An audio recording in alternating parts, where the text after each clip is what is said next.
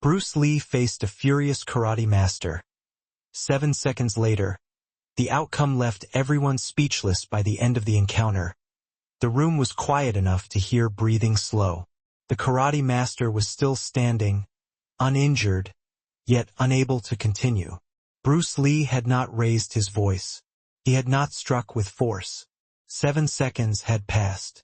Witnesses later struggled to explain what they saw, only what they felt.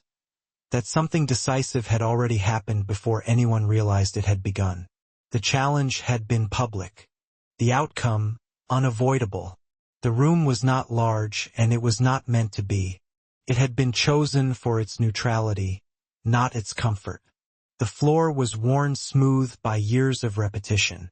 The walls held no banners, no symbols claiming allegiance. Only mirrors, slightly clouded with age, reflecting whatever entered without comment. This was a space where techniques were refined quietly, and where visitors were measured before they were acknowledged. Those who gathered there that day did not speak much. Most stood along the perimeter, hands folded, back straight, accustomed to observing rather than intervening. They were instructors, senior students, practitioners from different systems who understood unspoken rules. When a challenge is issued openly, presence becomes a form of consent.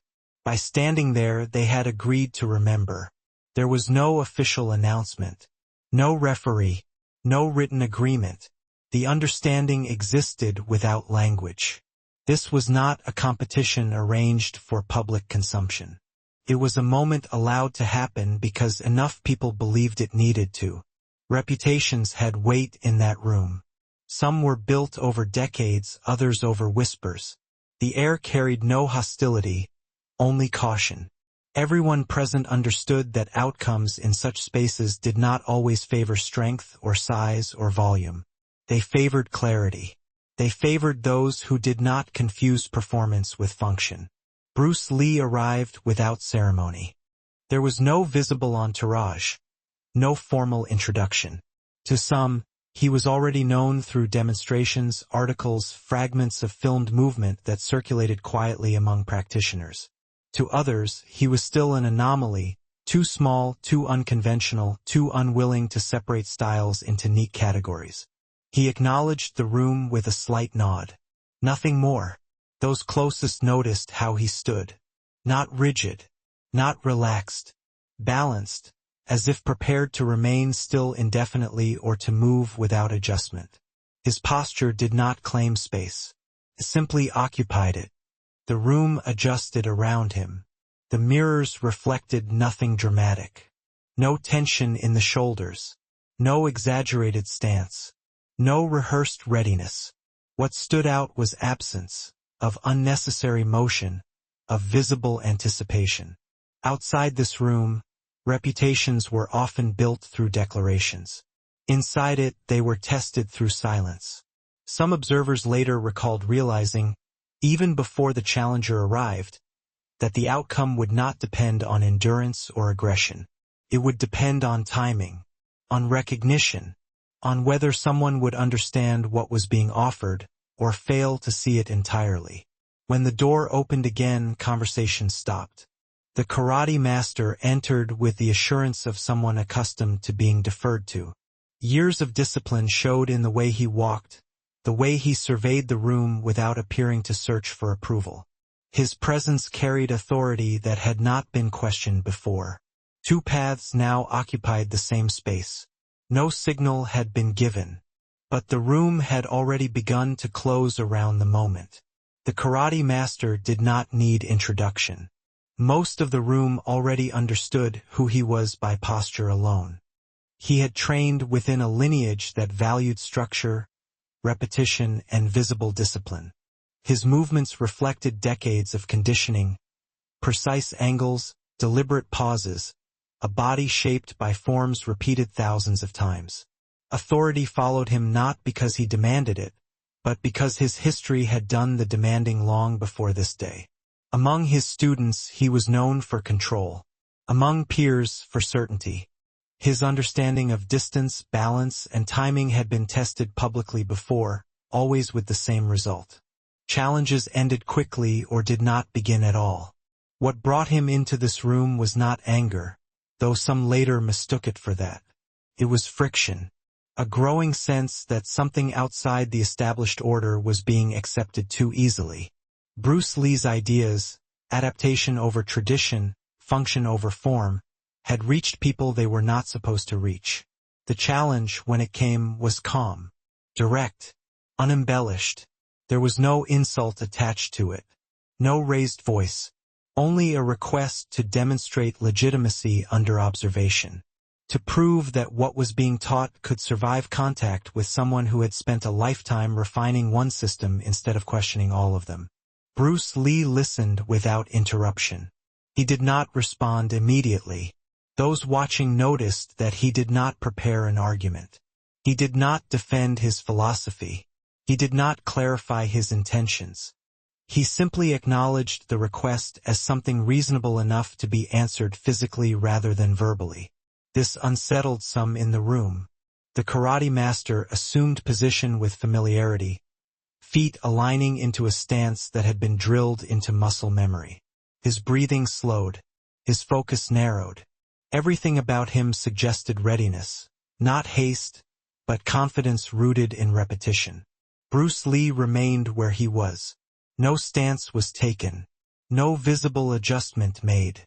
His arms rested naturally at his sides, hands loose, shoulders free of tension. To an untrained eye, it might have appeared careless. To those who had watched him move before, it suggested something else entirely. Not preparation.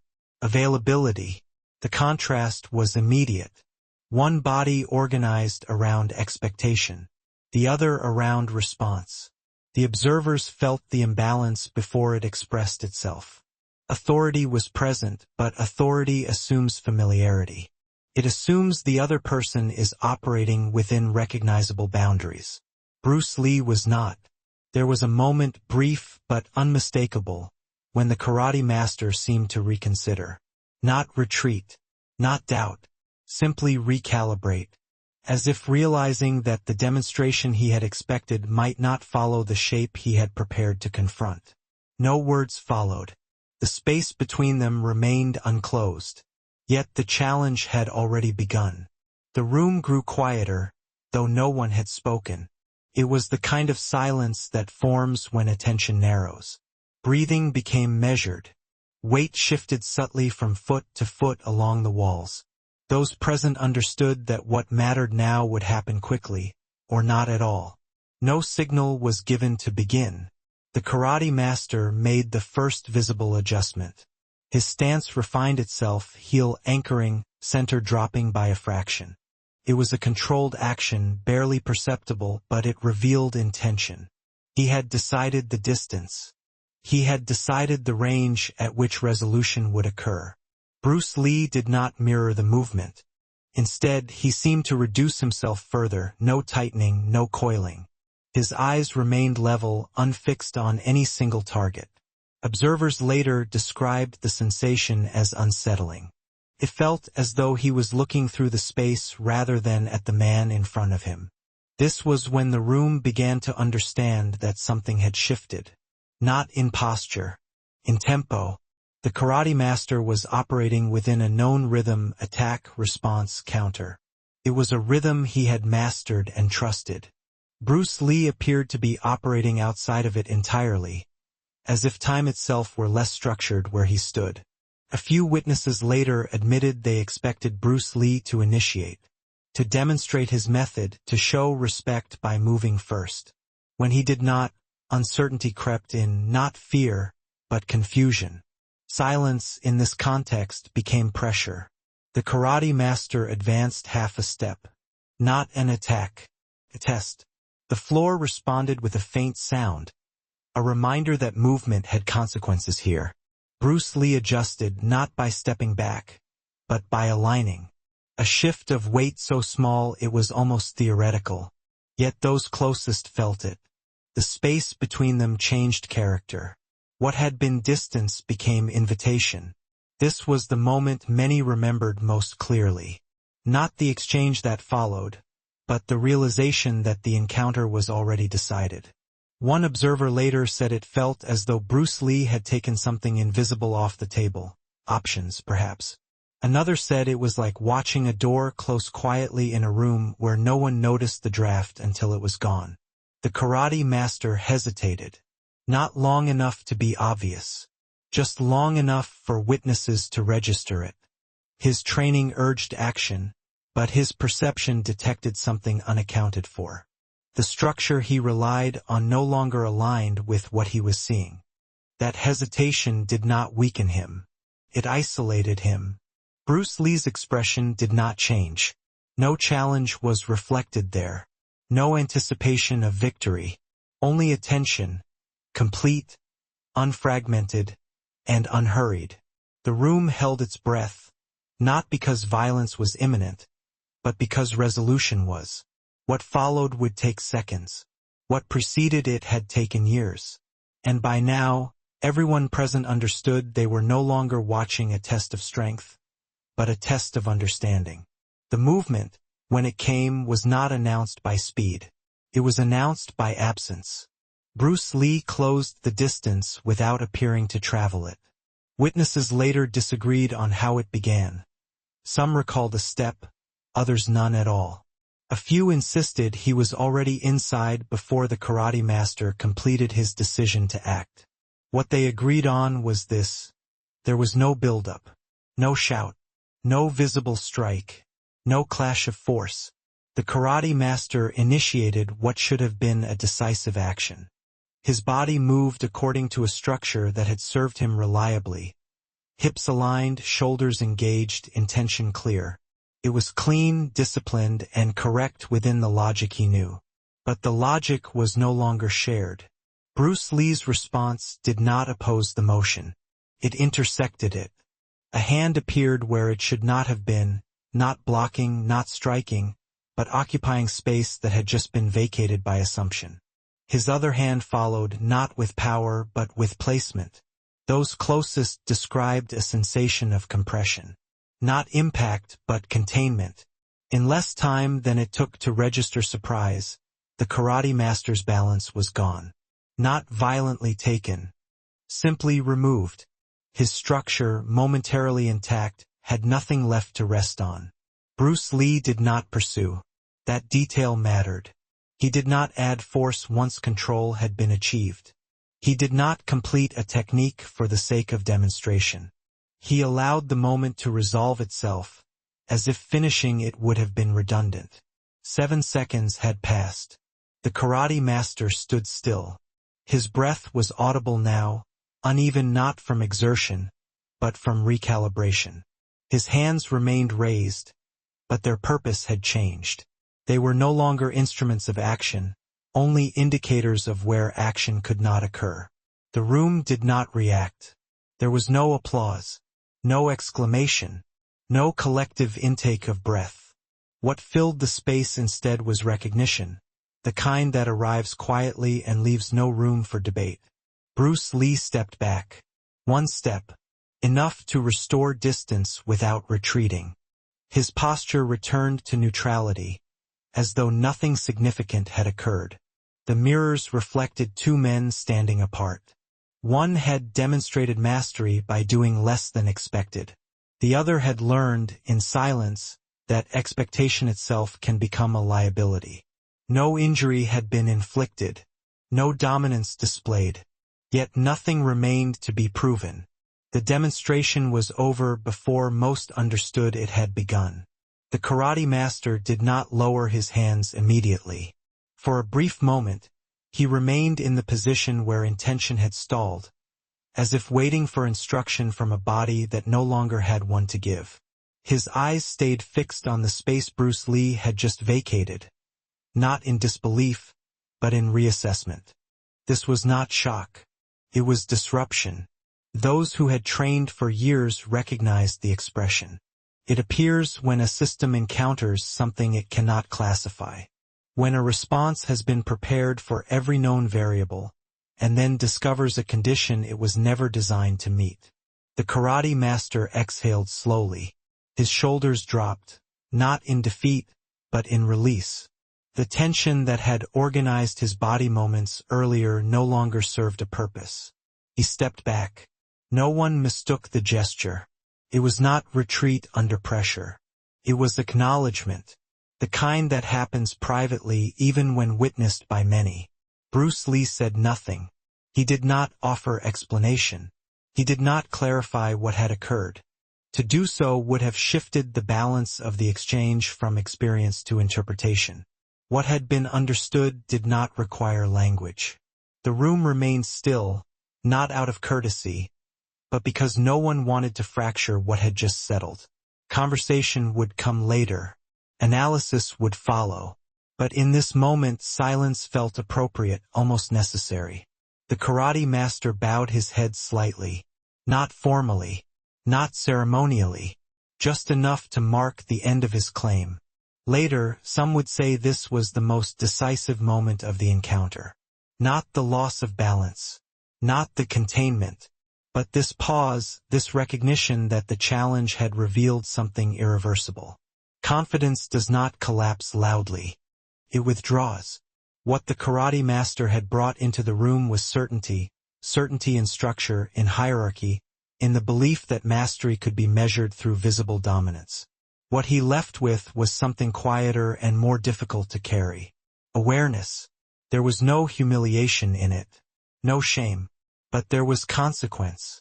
A recalibration that could not be undone by returning to familiar routines. Bruce Lee turned away first. Not as dismissal. As closure. The observers did not follow him immediately. They remained where they were, processing what they had seen, or more accurately, what they had felt. Many would later struggle to describe it to others. Words like speed or technique felt insufficient, even misleading. What had broken was not pride. It was assumption. And once broken, it did not reform. The room, moments ago a place of challenge, now felt like a place of instruction, though no lesson had been spoken aloud. The room returned to its usual state within minutes. People gathered their belongings quietly. Shoes were slipped back on. Jackets adjusted. The mirrors reflected ordinary movement again, as if nothing exceptional had taken place. Yet those who left carried something that did not belong to them when they arrived. No one rushed to retell the story that day. That detail endured. When the incident was eventually spoken of, it was never described the same way twice. Some remembered the timing. Others the stillness. A few insisted nothing had happened at all, only that something had ended. What united the accounts was restraint. No one exaggerated it because exaggeration felt out of place. Years later, the karate master would rarely speak of the encounter. When he did, it was not to explain what Bruce Lee had done, but to describe what he himself had failed to see. His teaching shifted subtly after that day. Students noticed fewer demonstrations, more interruptions, less insistence on perfect form, more attention to adaptability, to moment, to response. Bruce Lee never referenced the challenge publicly. He did not use it to validate his ideas. He did not attach it to his reputation. In conversations, when pressed about confrontations, he redirected attention away from victory and toward efficiency, toward removing what was unnecessary until only function remained. Over time, the story detached itself from names and dates. It became something passed between practitioners as a cautionary account. Not about defeat, but about misjudgment. Not about dominance, but about the cost of mistaking structure for understanding. The 7 seconds were rarely mentioned. What endured was the silence afterward. Decades later, some of those witnesses would still pause before recounting it, as if careful not to disturb what had been left intact. They spoke of a moment when force was made irrelevant, when resolution arrived without spectacle, and when authority was redefined without confrontation. The room no longer exists in its original form. The mirrors have been replaced, the floor refinished. Yet the story persists, not because it proves superiority, but because it resists simplification. It reminds those who hear it that mastery is not loud, that certainty can be fragile, that the most decisive moments often look unfinished to those expecting display, and that sometimes the most enduring lessons are delivered quietly, then allowed to stand on their own. Nothing more needed to be added. Nothing needed to be taken away. The room had witnessed enough.